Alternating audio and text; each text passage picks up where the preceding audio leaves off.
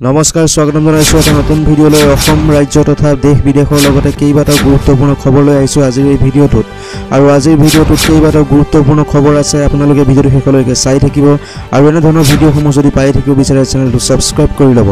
ভিডিঅ'টোৰ আৰম্ভণিতে আটাইতকৈ গুৰুত্বপূৰ্ণ খবৰ দিনটোৰ আটাইতকৈ গুৰুত্বপূৰ্ণ খবৰ বিজেপি ত্যাগ কৰিলে জ্যেষ্ঠ নেতা ৰাজেন গোহাঁই এই মুহূৰ্তৰ আটাইতকৈ ডাঙৰ খবৰ আপোনালোকক দি আছো বিজেপি ত্যাগ কৰিলে জ্যেষ্ঠ নেতা ৰাজেন গোহাঁই অৰুণোদয় হিতাধিকাৰীয়ে ভোট নিদিয়ে বিজেপিক জুবিন অনুৰাগীয়েও বৰ্জন কৰিব বিজেপিক বিজেপি ত্যাগ কৰি ৰাজেন গোহাঁইৰ বিস্ফোৰণ এফালে যোৰহাটত বিজেপিটো পদত্যাগৰ জোৱাৰ এই মুহূৰ্তৰ আটাইতকৈ ডাঙৰ খবৰ বিজেপি ত্যাগ কৰি ৰাজেন গোহাঁইৰ কেইবাটাও বিস্ফোৰক মন্তব্য অৰুণোদয় হিতাধিকাৰীয়ে ভোট নিদিয়ে বিজেপিক জুবিন অনুৰাগীয়েও ভোট নিদিয়ে বিজেপিক অসমীয়াৰ আটাইতকৈ ডাঙৰ শত্ৰু হৈছে বিজেপি এনে ধৰণৰ কেতবোৰ বিস্ফোৰক মন্তব্য কৰিছে বিজেপি ত্যাগ কৰি ৰাজেন গোহাঁইৰ বিস্ফোৰণ সকলো দিশতে বিফল হৈছে মুখ্যমন্ত্ৰী ডক্টৰ হিমন্ত বিশ্ব শৰ্মা অৰুণোদয় হিতাধিকাৰীয়ে ভোট নিদিয়ে বুলি বিস্ফোৰক মন্তব্য আগবঢ়াইছে বিজেপিৰ প্ৰাক্তন নেতা ৰাজেন গোহাঁইয়ে অৰুণোদয় হিতাধিকাৰীৰ এটা পৰিয়ালেও ভোট নিদিয়ে বিজেপিক জনাই আছো আপোনালোকক এই মুহূৰ্তৰ আটাইতকৈ ডাঙৰ খবৰ বিজেপি ত্যাগ কৰিলে জ্যেষ্ঠ নেতা ৰাজেন গোহাঁই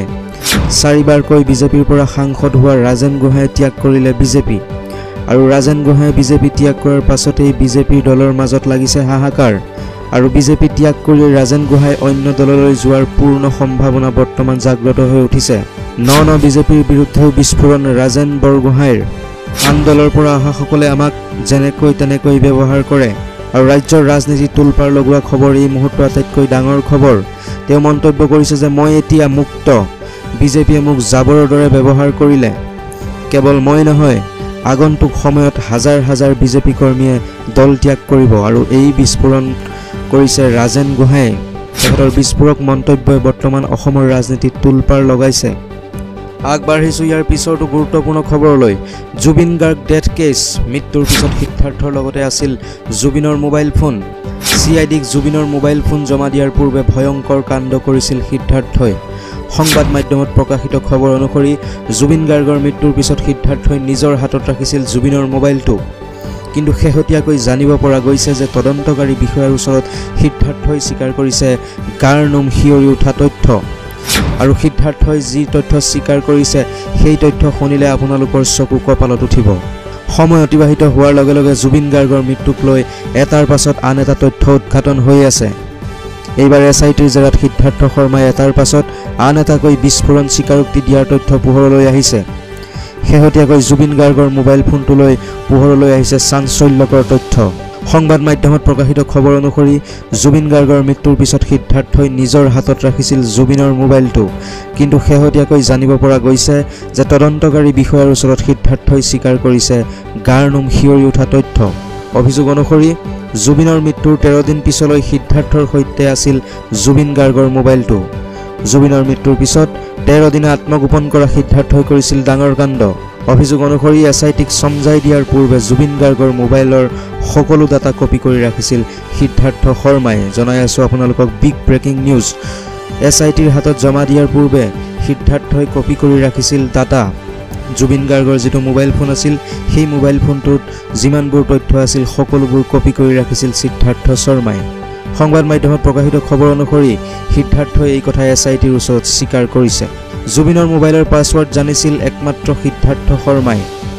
সিদ্ধাৰ্থৰ বাহিৰে কোনেও জনা নাছিল জুবিনৰ মোবাইলৰ পাছৱৰ্ড আৰু আগবাঢ়িছো আজিৰ পাছৰটো গুৰুত্বপূৰ্ণ খবৰলৈ কাৰাগাৰতে ট্ৰেডিং কেলেংকাৰীৰ খলনায়ক দীপাংকৰক চুৰিকাঘাত আজি কেন্দ্ৰীয় কাৰাগাৰৰ ভিতৰত সংঘটিত হয় এক ভয়ংকৰ ঘটনা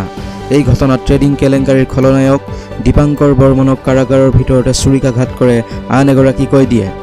গুৱাহাটী কেন্দ্ৰীয় কাৰাগাৰৰ ভিতৰতে সংঘটিত হয় এই ভয়ংকৰ ঘটনাটো